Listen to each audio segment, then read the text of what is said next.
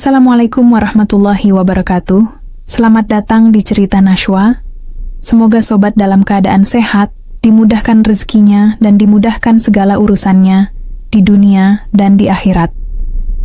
Amin. Sebelum kita mulai ceritanya, bantu channel kami dengan like dan share. Semoga dengan menulis amin di kolom komentar, segala doa yang dipanjatkan kepada Allah Subhanahu wa Ta'ala dapat dikabulkan. Gunakan headset dan penjamkan mata sobat, kita akan mulai ceritanya. Pagi itu, langit Jakarta belum sepenuhnya terang. Kabut tipis masih menggantung di antara bangunan-bangunan yang asing bagi Asep. Ia turun dari bus malam yang membawa tubuhnya dari kampung di pinggiran Garut ke ibu kota, tempat yang selama ini hanya ia dengar dari cerita orang-orang tua di warung kopi. Di pundaknya tergantung satu tas kanvas tua. Sudah sobek sedikit di sisi kanan, dijahit kasar oleh ibunya sebelum berangkat. Isinya cuma beberapa pasang baju, sarung, dan bekal nasi bungkus, dibungkus koran. Kerja yang bener, Sep. Jangan pulang bawa malu. Pesan terakhir ibu terngiang-ngiang di kepalanya. Waktu itu matanya sembab, tapi senyumnya dipaksa lebar. Asep mengangguk waktu itu. Tak banyak kata yang keluar dari mulutnya. Lidahnya seperti keluh di hadapan ibu. Ia hanya mencium tangan keriput itu, lalu naik ke atas bus tanpa menoleh lagi. Ia takut jika menoleh, air matanya jatuh. Kini ia berdiri di terminal Pulau Gadung sendirian. Lalu lintas manusia menyibuk, semua orang tampak seperti tahu arah hidupnya. Berbeda dengan Asep yang hanya memandangi jalan sambil menebak-nebak arah, pabrik tempat saudara jauhnya bekerja, dan disitulah ia berharap bisa diterima kerja. Langkahnya pelan. Debu menempel di sepatu kainnya yang lusuh. Di saku celana, terselip amplop kecil berisi secarik alamat. Tulisannya mulai pudar karena terkena keringat dan hujan saat di perjalanan. Ia mengeja huruf demi huruf. Kayu Jaya Mebel, Jalan Rawa 1, Cakung. Perutnya kosong, tapi ia memilih menahan. Bekal dari ibu belum akan disentuh. Itu untuk makan siang nanti. Ia hanya meneguk sisa air putih dari botol plastik yang diisi ulang di terminal sebelumnya. Saat akhirnya ia tiba di depan pagar, pabrik Asep menarik napas dalam. Bangunannya besar, kasar, dan berisik. Bau serbuk kayu menyengat dari dalam. Disitulah hidup barunya akan dimulai. Seorang pria bertubuh kekar, mengenakan kaos pudar dan topi projek, melirik Asep dari pos jaga. "Nyari siapa?" tanyanya cepat. Asep mengulurkan alamat dan menyebut nama saudaranya. "Kerja?" "Iya, Pak. Kalau boleh." Penjaga itu diam sejenak, lalu membuka pagar sedikit. "Masuk." Langsung ke kantor depan. "Bawa KTP." Langkah Asep terasa ringan meski kakinya gemetar. Hari itu ia belum tahu bahwa langkah pertamanya di Jakarta akan berubah. Jadi langkah panjang selama 25 tahun. Penuh keringat, luka, dan pelajaran Asep. Diterima 2 hari setelah ia menyerahkan fotokopi KTP dan ijazah SMP-nya yang sudah mulai menguning. Tak banyak pertanyaan.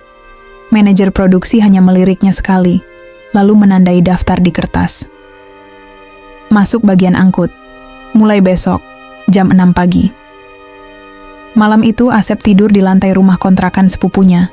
Matanya sulit terpejam, bukan karena kerasnya lantai, tapi karena degup yang belum reda. Besok ia akan mulai bekerja. Pertama kali dalam hidupnya memakai seragam, menerima upah dari keringat sendiri. Hari pertama kerja, Asep langsung digempur kenyataan. Kayu gelondongan diturunkan dari truk-truk besar, baunya tajam, kasar di kulit. Debu tak hanya beterbangan, tapi seperti tinggal di paru-paru. Badannya kurus, belum terbiasa, tapi ia menolak mengeluh. "Angkat dua-dua, jangan satu-satu." Teriak, mandor. Asep mengangguk. Tak ada jawab. Tangannya mengangkat papan berat itu sendiri. Tubuhnya gemetar, tapi kakinya tetap melangkah. 8 jam kerja, tanpa istirahat yang layak. Hanya sempat duduk sebentar saat jam makan siang. Bekalnya dibungkus. Daun pisang, nasi dingin dan sambal terasi. Tapi Asep makan lahap seperti raja. Di sampingnya, pekerja lain diam, makan cepat, lalu kembali ke lantai produksi. Gaji pertama hanya cukup untuk bayar kontrakan, beli sabun, dan mengirim sedikit ke ibu. Tapi Asep tersenyum waktu memandangi lembaran puluhan ribu di tangannya. Yang penting halal, katanya kepada dirinya sendiri di depan cermin kecil di warung. Biar capek, asal nggak minta-minta. Hari-hari berikutnya berlalu tanpa perubahan berarti. Pagi, kayu, debu, peluh, malam. Lalu ulang lagi esoknya. Tapi Asep terus bertahan. Di setiap langkah beratnya, ada suara ibu yang masih menggema. Kerja yang benar, Sep. Dan Asep bekerja sebaik-baiknya. Tahun demi tahun berlalu seperti potongan, kayu yang datang dan pergi dari jalur produksi. Asep tumbuh bersama waktu, tapi tak pernah benar-benar meninggalkan lantai pabrik. Tangannya mengeras, punggungnya melengkung sedikit, tapi irama kerjanya tetap sama. Cepat, teratur, tanpa banyak bicara. Ia mulai sebagai tukang angkut, lalu jadi tukang potong. Lama-kelamaan dipercaya sebagai pengawas pemotongan, lalu mandor, lantai. Tidak ada pelatihan resmi, hanya kepercayaan yang lahir dari konsistensi. Di tempat itu, reputasi dibangun dari siapa yang paling sedikit istirahat dan paling sedikit mengeluh. Orang-orang memanggilnya Pak Asep sekarang. Kalau deadline telat, kepala saya yang kena, ucapnya suatu siang kepada anak baru yang bekerja, lamban. Tapi saya enggak akan marah. Cuma tolong, jangan main-main sama kerjaan. Debu halus serbuk kayu terus mengendap di paru-paru. Kadang ia batuk di malam hari sampai sesak, tapi jarang ke dokter. Ia lebih percaya pada minyak kayu putih dan tidur cepat.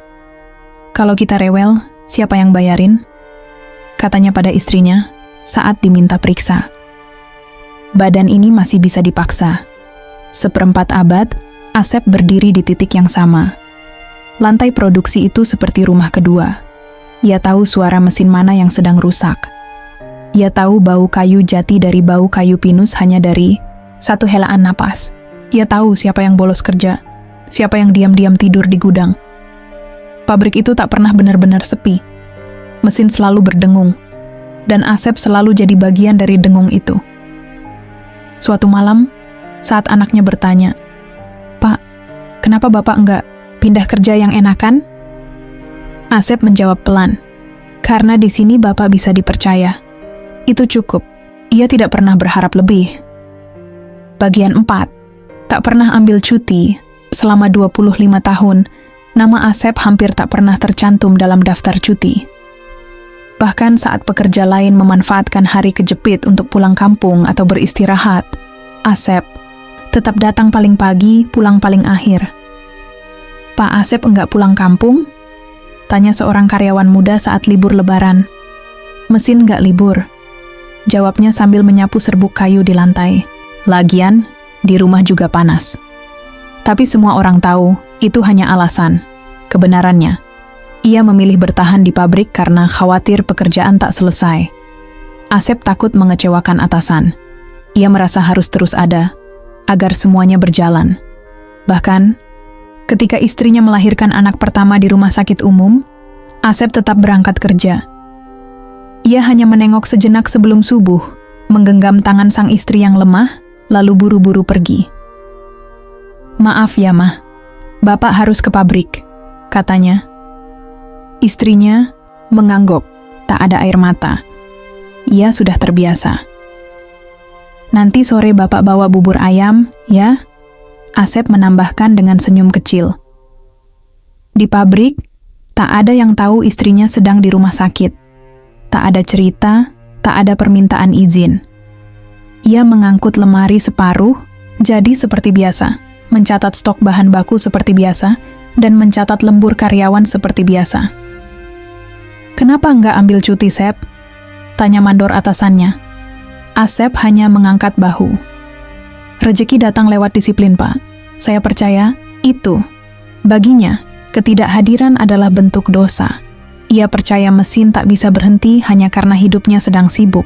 Jadi, ia tetap berdiri di antara deru alat potong, di bawah langit-langit seng yang panasnya seperti neraka.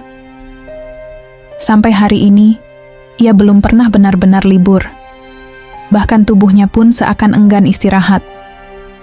Saat pabrik tutup 2 hari, ia membetulkan genteng kontrakan. Waktu 1 minggu diberi libur bersama, ia jadi tukang bangunan musiman. Asep percaya satu hal. Waktu kosong itu untuk orang yang sudah kenyang.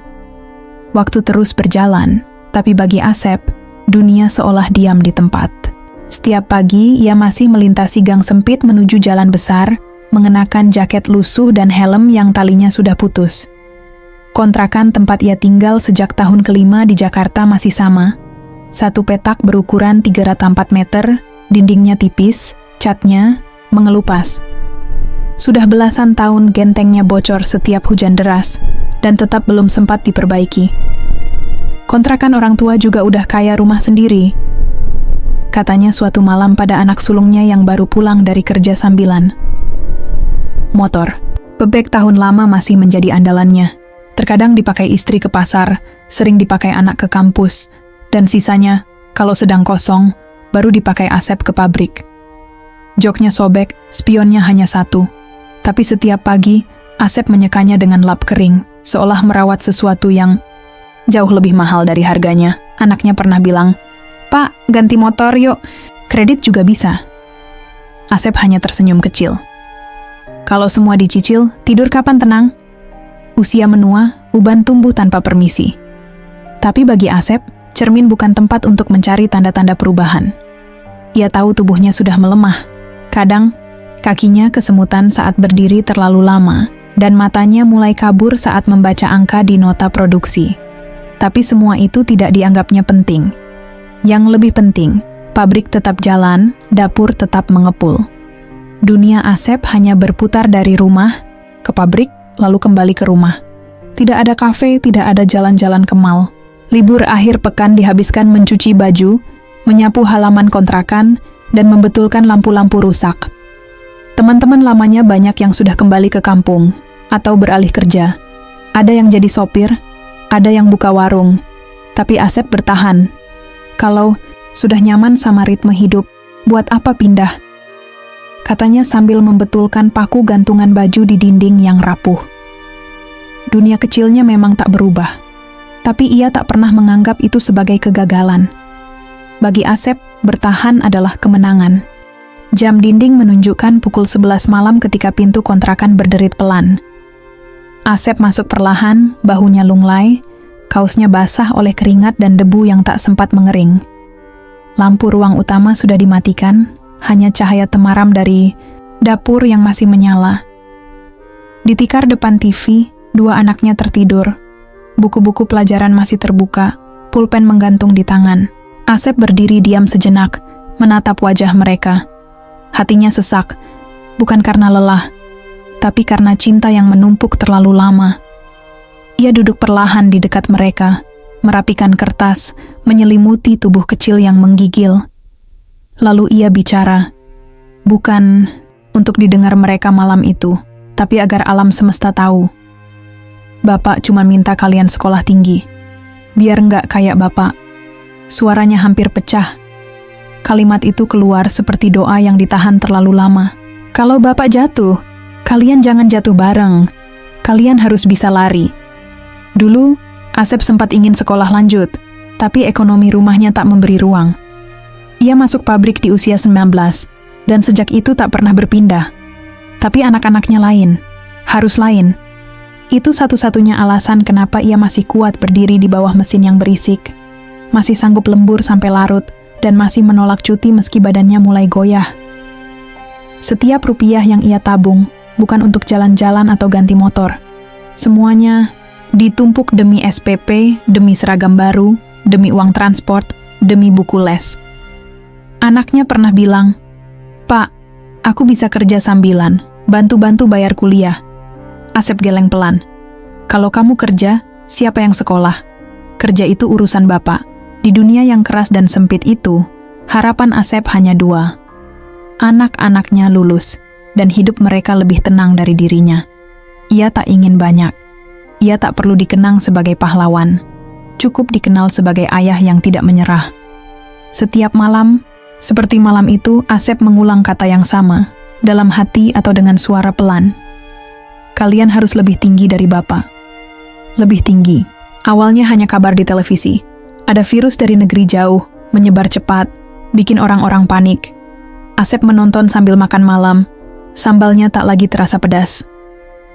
Penyakit orang kota, katanya singkat waktu itu. Pabrik mah tetap jalan. Tapi seminggu kemudian, suasana mulai berubah. Mesin tidak lagi meraung serentak. Beberapa pesanan dibatalkan.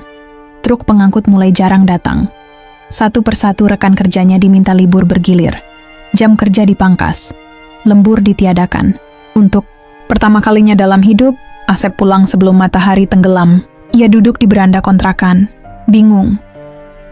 "Pak, enak ya, bisa istirahat lebih cepat," kata anaknya. Asep hanya diam, pandangannya kosong. "Kalau terlalu diam bisa gila," ujarnya pelan, nyaris seperti bicara ke dirinya sendiri. Esoknya, ia tetap datang ke pabrik, meski tahu tak ada jadwal kerja. Ia duduk di pos satpam, menunggu. Kadang ikut bantu bersih-bersih, kadang sekadar menyapu lantai produksi yang sunyi. Pabrik yang biasanya hiruk-pikuk berubah jadi ruang kosong yang memantulkan suara langkahnya sendiri. "Sep, buat apa datang? Terus?" tanya mandor. Asep menjawab pendek.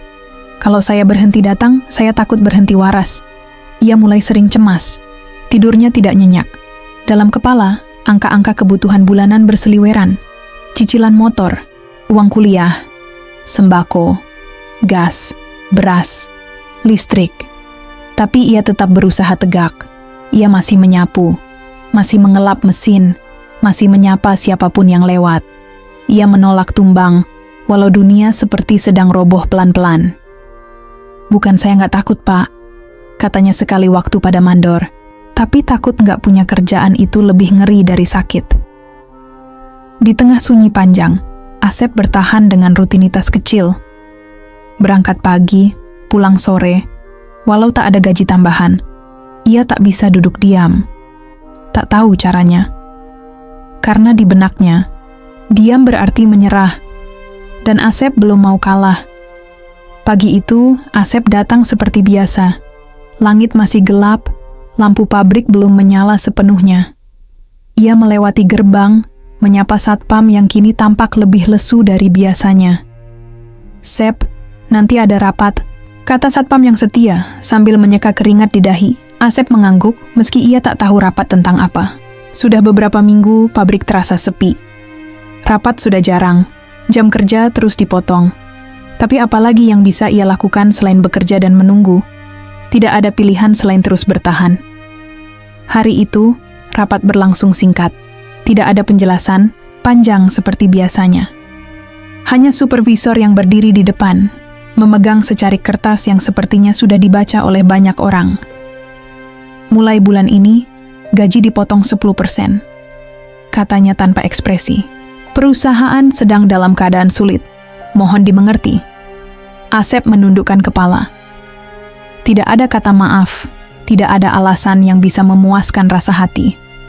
Ia hanya mendengarkan suara mesin yang berdengung di latar belakang, menunggu penjelasan yang tak kunjung datang. "Saya paham, Pak," jawab Asep pelan, matanya tertunduk. "Dari atas ya?" tanyanya untuk memastikan. Supervisor hanya mengangguk, wajahnya tidak menunjukkan tanda-tanda empati. "Iya, dari atas, harap dimaklumi." Asep kembali ke posnya, menyusun kayu dan barang-barang dengan gerakan yang sudah otomatis. Namun, hatinya terasa berat. Potongan itu bukan hanya uang yang hilang. Itu seperti kehilangan harapan sedikit demi sedikit. 10% bukan angka kecil bagi seorang buruh yang sudah biasa hidup pas-pasan.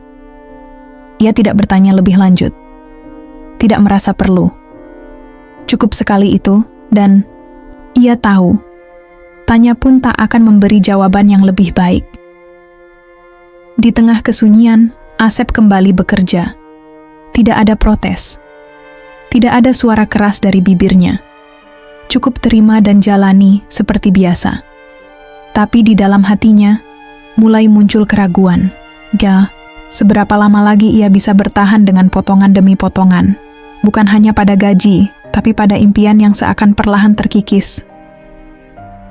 Hari demi hari berjalan, dan Asep semakin merasa terjepit. Potongan gaji 10% bukan hanya mengurangi uang, belanja, tetapi juga menggerus harapan-harapannya yang semula sederhana. Beban yang semakin berat, tapi ia masih berusaha untuk tetap terlihat tegar di depan keluarganya. Suatu malam, ia duduk di depan meja makan, melihat anak-anaknya yang makan dengan tenang. Di sebelah piring mereka, hanya ada sedikit nasi dan lauk, seadanya. Istrinya duduk di samping, melihat dengan cemas, tapi tidak berkata apa-apa. Mereka sudah terbiasa dengan keadaan seperti ini, keadaan yang makin menipis. Asep menyandarkan punggungnya pada kursi, menghembuskan napas panjang. Di dalam dompetnya, hanya ada beberapa lembar uang yang tak cukup untuk membeli beras sebulan. Apalagi susu anak yang habis. Malam itu, ia memutuskan untuk pergi ke rumah tetangga yang sudah dikenalnya selama bertahun-tahun. Dengan langkah pelan, ia mengetuk pintu rumah Pak Andi, tetangga yang punya warung sembako. Mata Asep menunduk saat Pak Andi membuka pintu. "Pak Andi, maaf. Saya butuh sedikit bantuan," ucap Asep dengan suara yang lebih rendah dari biasanya. Pak Andi yang sudah paham dengan situasi Asep hanya mengangguk. "Apa yang bisa saya bantu, Sep?"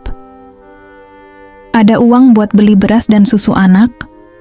Saya janji, nanti pas gajian saya bayar," jawab Asep lirih, berusaha menahan malu. Pak Andi menatapnya sebentar, lalu masuk ke dalam rumah. Tak lama, ia keluar dengan karung beras dan beberapa kaleng susu. "Ini dulu, Sep. Jangan khawatir, saya tahu situasinya." Asep menerima barang-barang itu dengan tangan gemetar. "Terima kasih, Pak Andi. Nanti saya bayar." Pak Andi tersenyum, tapi senyum itu tak mampu menghapus kekhawatiran di mata Asep. Ia merasa semakin tenggelam. Dalam hati, Asep tahu bahwa utang ini akan menjadi beban baru yang harus dipikulnya, meski ia berusaha tidak terlalu memikirkannya. Di malam yang hening itu, ia pulang dengan membawa beras dan susu. Di dalam hatinya, rasa malu bercampur aduk dengan rasa bersyukur. Ia tahu, tak ada jalan lain selain bertahan, meskipun itu harus melalui utang. Sesampainya di rumah, Asep menaruh barang-barang itu di meja makan. Istrinya memandangnya dengan penuh rasa terima kasih, meski ia tahu itu hanya solusi sementara. "Asep, kita harus tetap kuat," kata istrinya pelan, tapi Asep hanya bisa mengangguk, menahan berat di dadanya. Di luar, malam semakin larut. Namun, dalam hati Asep, ketidakpastian semakin terasa dekat. Ia tak tahu berapa lama lagi bisa bertahan, atau berapa banyak lagi yang harus ia utangkan demi hari-hari berikutnya. Setiap pagi, sebelum memasuki pabrik, Asep duduk di pos jaga. Di tangannya, segelas kopi hitam yang sudah menjadi rutinitas. Tak ada gula, tak ada susu. Hanya kopi yang diseduh cepat dari termos kecil yang selalu ia bawa dari rumah. Agar ingat hidup ini nggak manis, katanya kepada diri sendiri, setengah bercanda, setengah serius. Pagi itu, seperti biasa, ia duduk sambil menatap jalan yang sepi. Belum ada truk yang lewat, belum ada aktivitas. Semua terasa jauh lebih sunyi dari biasanya. Bahkan udara pun terasa lebih berat. Kopi itu pahit, lebih pahit dari biasanya. Tapi Asep menikmati setiap tegukannya, merasakan getir yang masuk ke tenggorokan, yang mengingatkannya bahwa hidup ini memang tak selalu manis. Ia sudah terbiasa dengan itu. Kadang-kadang, Asep merasa kopi itu adalah metafora dari hidupnya. Tanpa gula, pahit, dan tak banyak yang bisa dilakukan. Namun, ia selalu berusaha menyesapnya perlahan, berusaha menerima, meski rasa itu tak pernah berubah. Tapi enggak apa-apa, katanya dalam hati, membuang satu tarikan napas berat. Kalau enggak ada kopi pahit, hidup ini cuma manis doang, kan? Tapi, jauh di dalam hatinya, Asep tahu bahwa kebiasaannya ini bukan hanya soal kopi. Ia tak ingin hidupnya hanya berlalu begitu saja tanpa makna. Meski sehari-hari terasa seperti rutinitas yang sama. Hari demi hari, tak ada yang berbeda. Potongan gaji, kesulitan ekonomi, bahkan utang, semuanya menggerogoti semangatnya sedikit demi sedikit.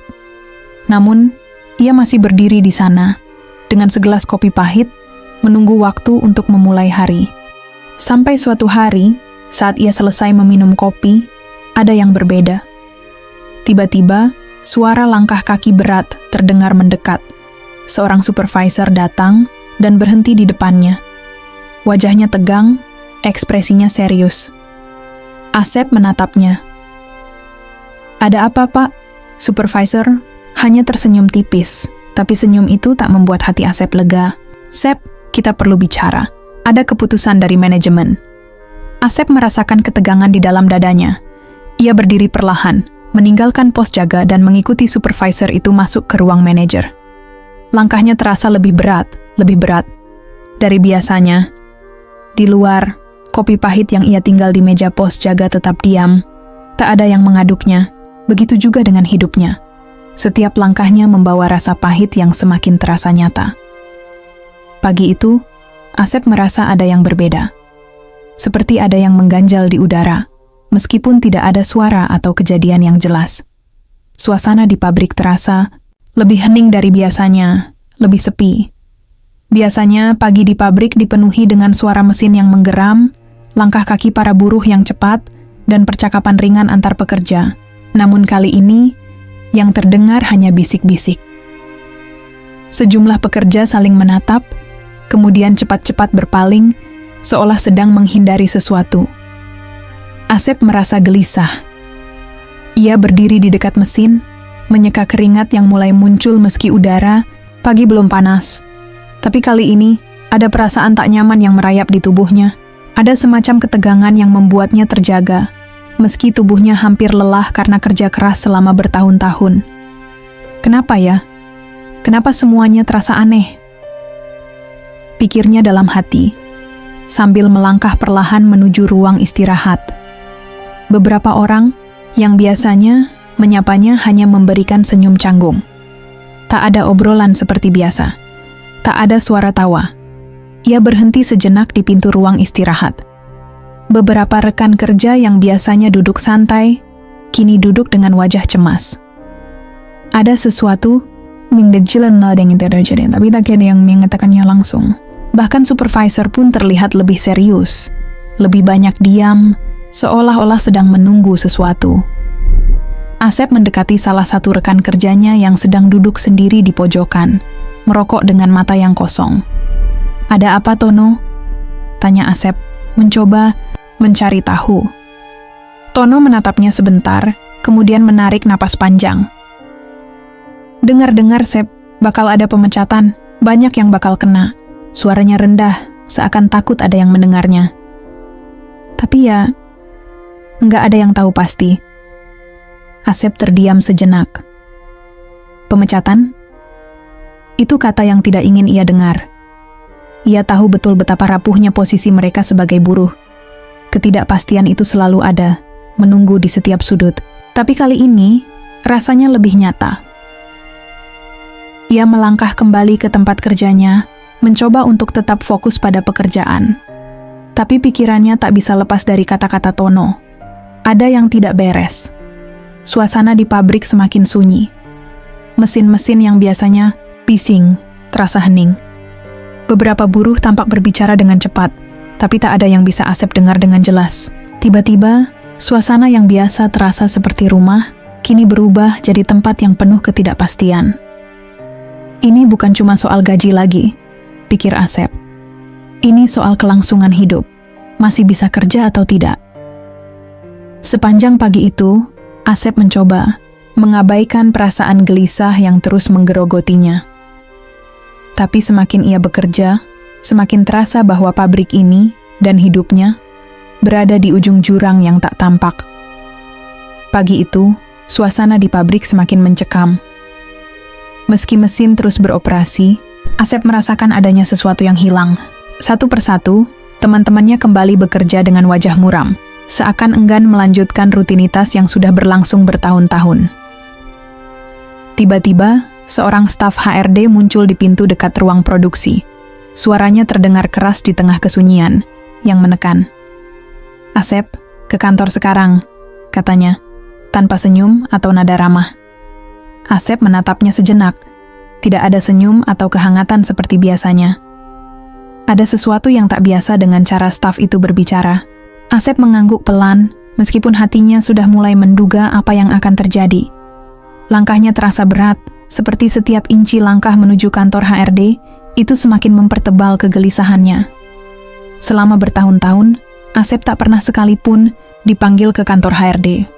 Selalu jadi buruh yang bekerja di lapangan, melayani perintah tanpa banyak bicara. Namun kali ini, tidak ada kata libur atau rapat yang bisa mengalihkan pikirannya. Ia tahu, ada yang lebih serius menanti di sana. Di sepanjang jalan menuju kantor HRD, Asep mencoba menenangkan dirinya. Tapi setiap langkahnya terasa semakin panjang. Ia berusaha berpikir positif, mungkin hanya soal administrasi atau hal kecil lainnya.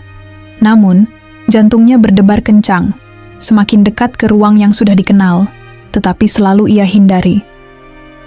Setibanya di kantor HRD, pintu ruangannya tertutup rapat. Staf HRD yang memanggilnya menyarankan ia duduk di kursi dekat meja, sementara matanya tetap mengawasi. "Asep, saya langsung ke intinya," kata kepala HRD, memecah keheningan. Suaranya terdengar datar, tanpa emosi. Manajemen sudah mengambil keputusan. Karena kondisi pabrik yang semakin sulit, perusahaan harus mengurangi jumlah pekerja. Kamu salah satu yang kena dampaknya. Asep duduk terdiam. Kata-kata itu seperti pukulan telak yang datang tanpa peringatan. Tidak ada penjelasan lebih lanjut, tidak ada dialog, hanya kalimat yang menggantung di udara, mematikan harapan-harapan yang ia bangun selama bertahun-tahun. Ia mencoba menahan diri untuk tidak merasa marah, tidak menangis. Namun, dalam hatinya, ada perasaan kosong yang tidak bisa ia bendung.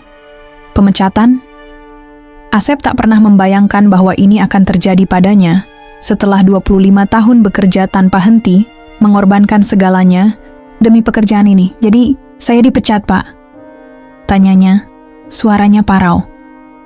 Kepala HRD mengangguk pelan, menyodorkan surat pemecatan yang sudah tertulis dengan rapi di atas meja. "Iya, Asep. Kami sudah melakukan yang terbaik, tapi keadaan ini sulit untuk dipertahankan. Maafkan kami." Asep menatap surat itu dengan pandangan kosong. Wajahnya tak lagi menunjukkan ekspresi apapun.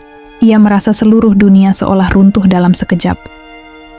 Ia tahu, meski ada kata maaf, keputusan ini tak akan berubah.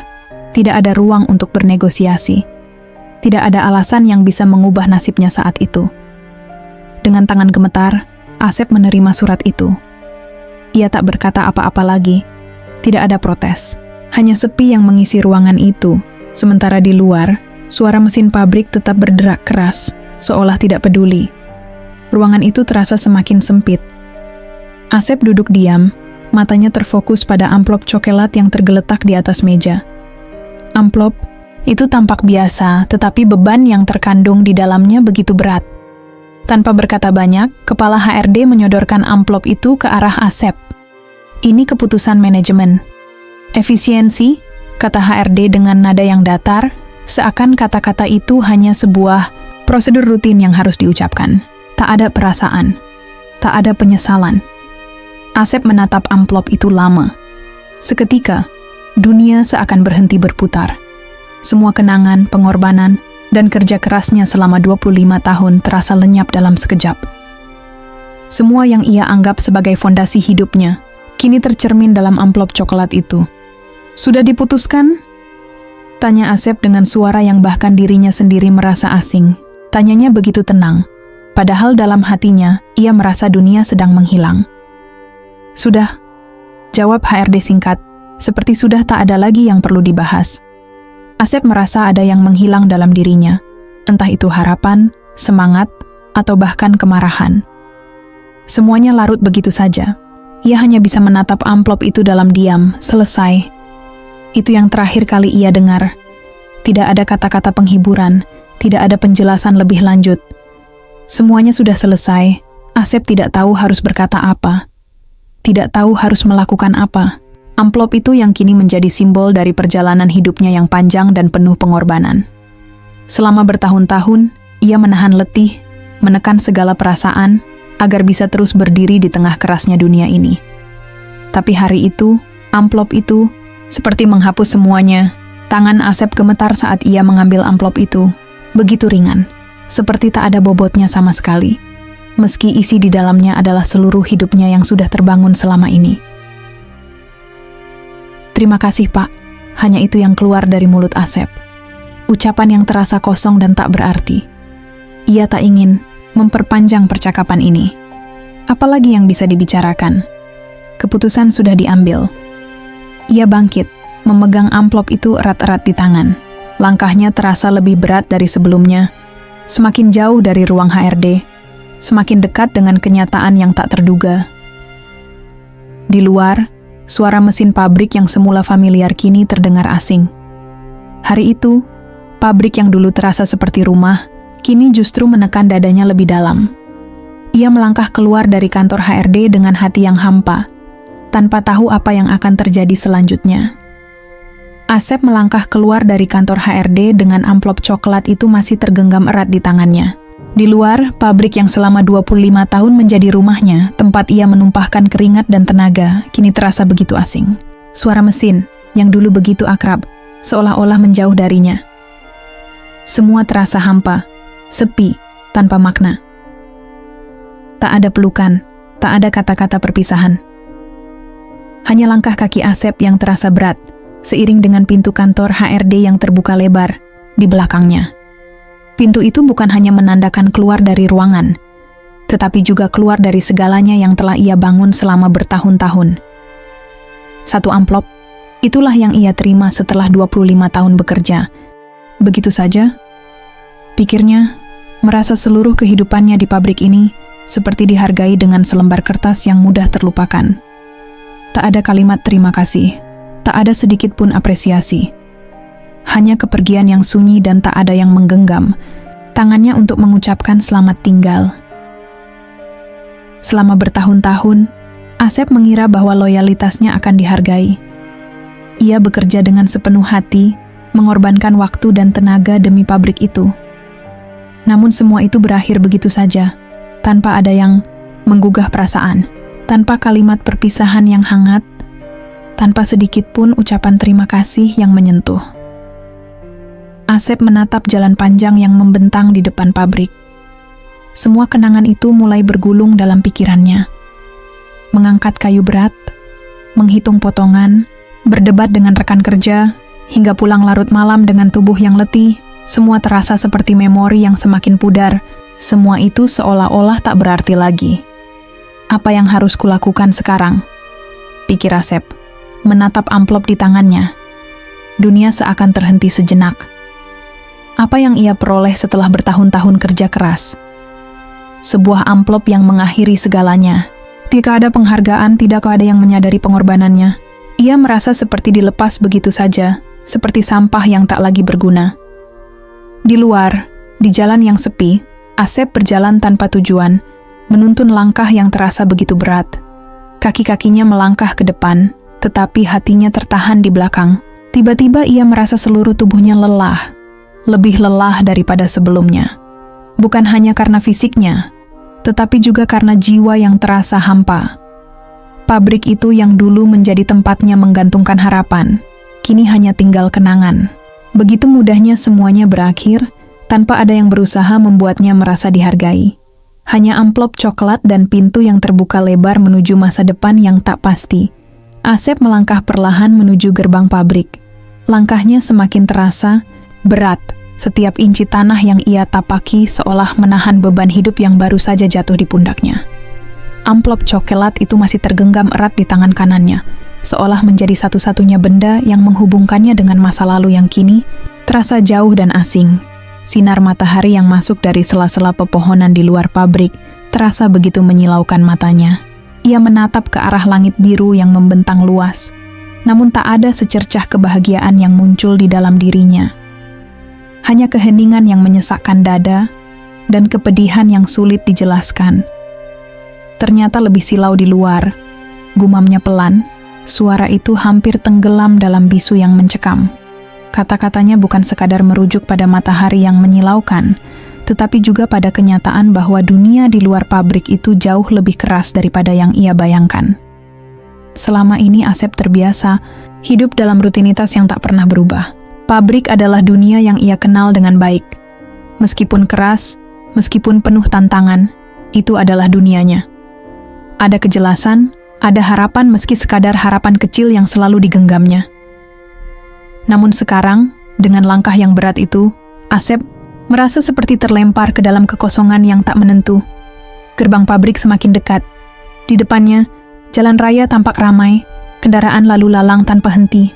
Suara klakson dan mesin mobil yang berdesir tak mampu mengalihkan pikirannya. Asep berdiri di ambang gerbang, menatap jalanan yang kini terasa asing. Dulu, ia hanya melihat jalan itu sebagai batas yang membatasi dunia kerjanya dan dunia luar. Tapi kini, jalan itu adalah sesuatu yang menakutkan. Itu adalah jalan yang harus ia tempuh untuk mencari tahu apa yang akan terjadi selanjutnya. Di belakangnya, pintu gerbang pabrik tertutup perlahan, seakan mengucapkan selamat tinggal pada Asep. Tanpa suara, tanpa ucapan, tanpa perayaan. Hanya pintu yang tertutup dan langkah yang terus maju. Asep berhenti sejenak di luar gerbang, menarik napas dalam-dalam, merasakan udara luar yang terasa berbeda, lebih segar, namun lebih dingin. Tidak ada lagi mesin-mesin yang bising, tidak ada lagi bau kayu dan cat yang sudah jadi bagian dari dirinya. Hanya hiruk-pikuk dunia yang terus berjalan tanpa peduli pada dirinya. Apa yang sekarang? Mau kemana? Pikirnya. Tidak ada jawaban yang datang. Semuanya serba tidak jelas, seperti kabut yang menutupi pandangannya. Langkah-langkah Asep semakin jauh dari pabrik. Setiap langkah terasa lebih sepi, lebih hampa.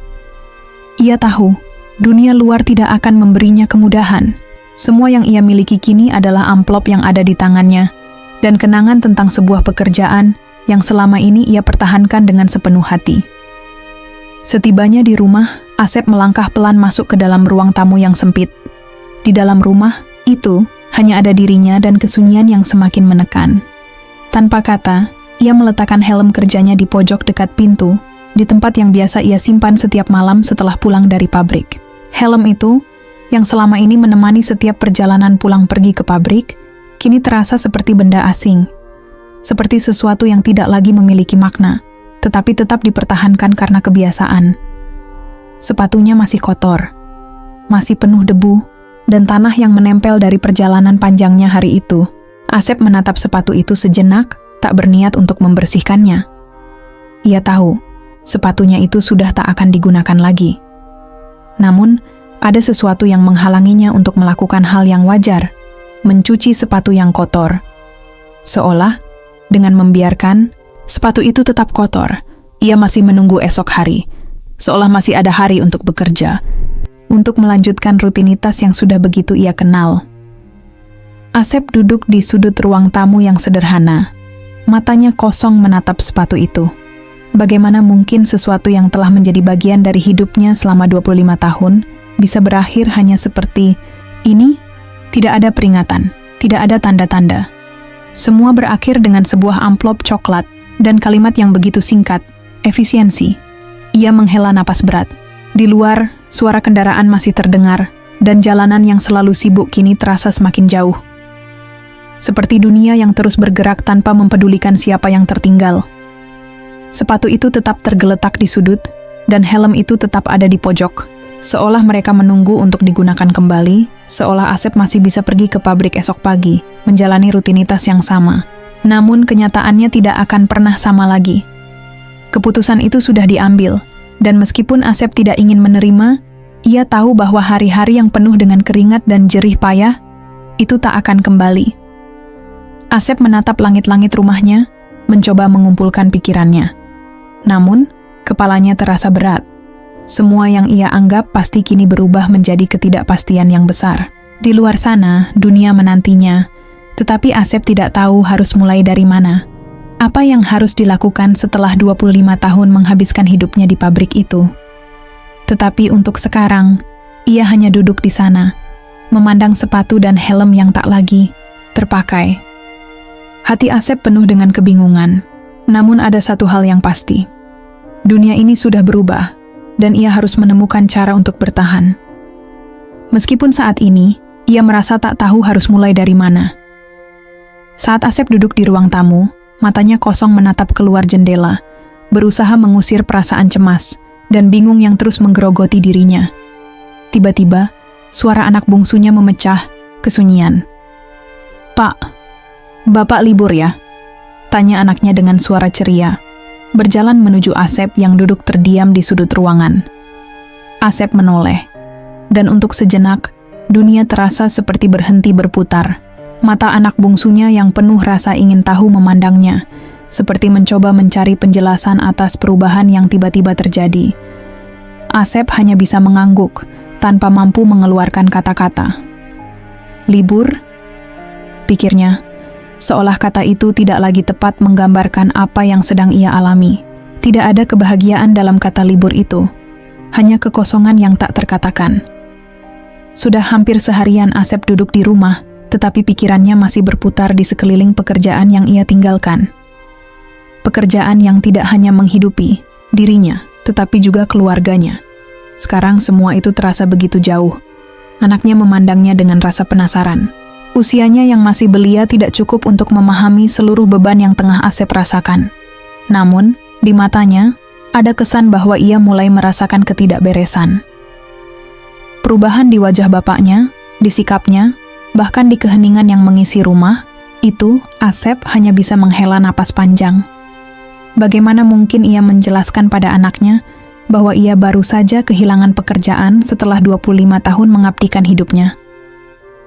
Bagaimana ia bisa menjelaskan pada anak kecil itu tentang ketidakpastian yang kini membebani hatinya?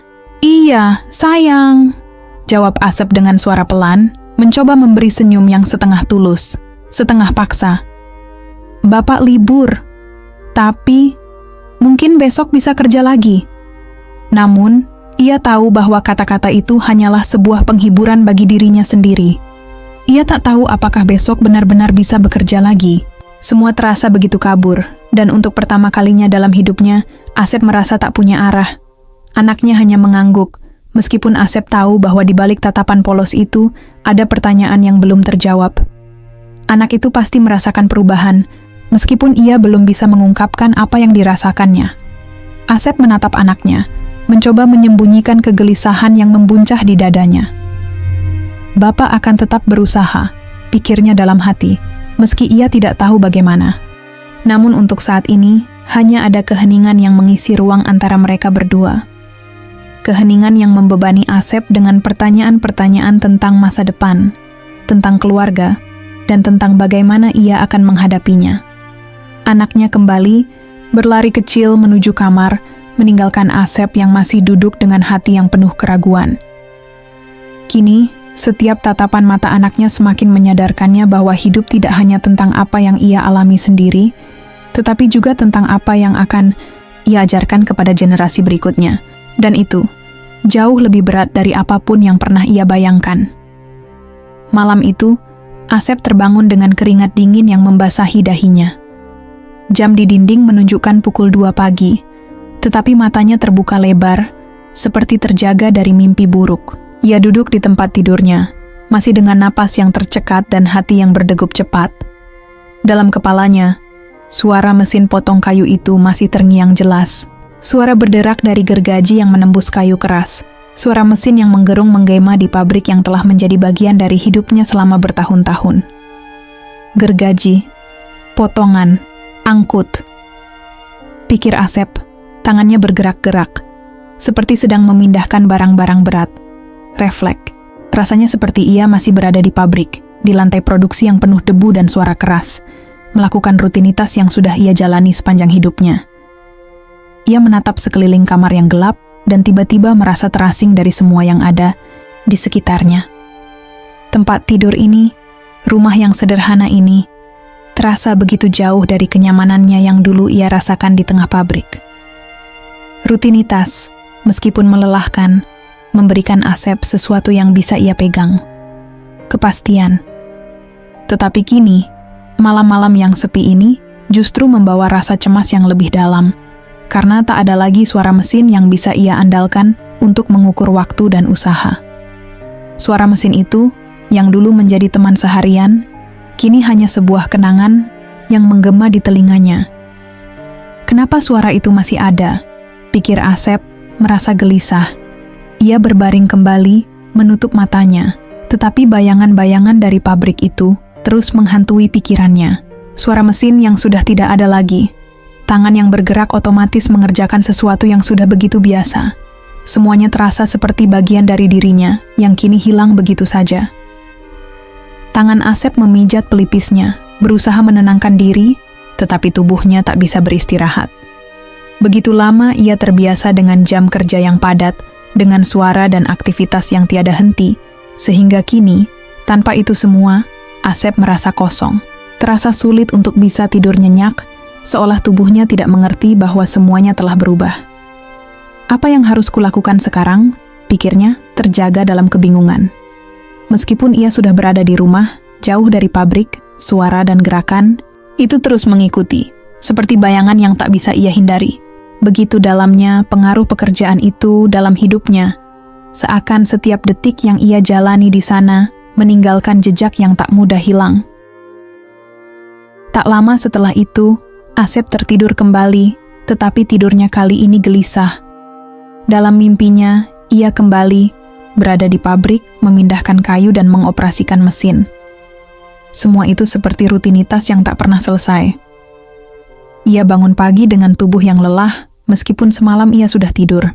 Kini, suara mesin itu masih bergema dalam setiap langkahnya. Pagi berikutnya, Asep tidak kemana-mana. Ia hanya duduk di kursi kayu di ruang tamu, menatap kosong keluar jendela. Dunia bergerak begitu cepat di luar sana.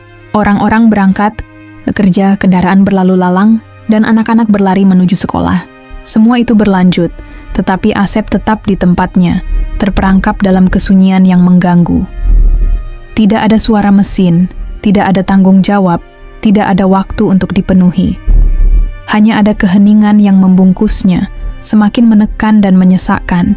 Ia merasa seperti benda yang tak lagi berguna, terbuang begitu saja setelah bertahun-tahun mengabdi. Pekerjaan yang dulu memberinya tujuan, kini terasa seperti sesuatu yang jauh, tak terjangkau lagi. Ia tak tahu harus melakukan apa dengan hari-harinya yang kosong ini. Aku di mana? Pikir Asep, seperti mencari dirinya sendiri di tengah hampa. Ia tak pernah membayangkan akan merasa seperti ini. Tak berguna, tak berarti. 25 tahun bekerja tanpa jeda, tanpa keluhan, tiba-tiba berubah menjadi sebuah kenyataan pahit yang tidak bisa ia hindari. Dunia bergerak, orang-orang terus maju dengan hidup mereka, sementara Asep terjebak di antara sisa-sisa masa lalunya yang terus menghantui. Dia mencoba mengalihkan perhatian dengan melihat sekeliling rumahnya, tetapi tidak ada yang menghibur. Semua benda di rumah itu tampak sama seperti kemarin. Tidak ada yang berubah. Namun, Asep merasa semuanya telah berubah. Hidupnya kini terasa sepi dan sunyi. Lebih sunyi dari yang pernah ia bayangkan.